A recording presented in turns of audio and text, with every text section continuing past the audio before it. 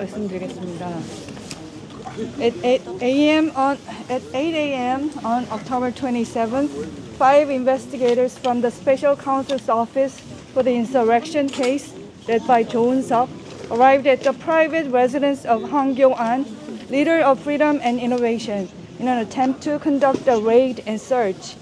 The agents demanded entry but were not permitted to enter.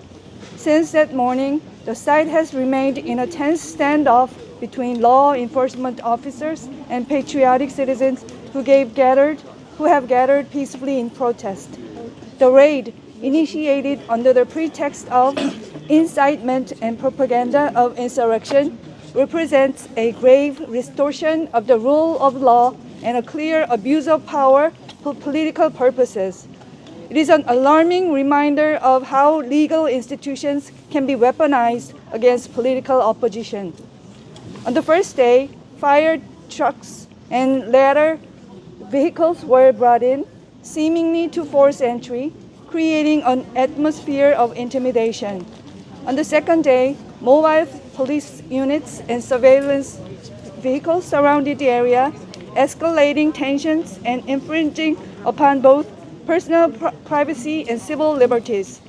This coercive conduct, targeting the leader of a lawful political organization, poses a direct threat to liberal democracy itself. The justification offered for this action refers to statements made in December of last year, when the President Yoon Suk-yeol declared martial law, which Mr. Hwang Kyo-an, publicly defended as legitimate. Yet the insurrection trial has not concluded. No verdict has been reached. To criminalize an opinion before legal determination is reckless and undemocratic.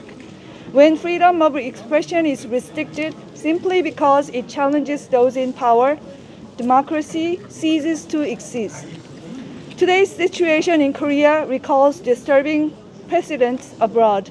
In countries like Venezuela and Nicaragua, regimes that suppress dissent and politicize their courts lost both liberty and prosperity.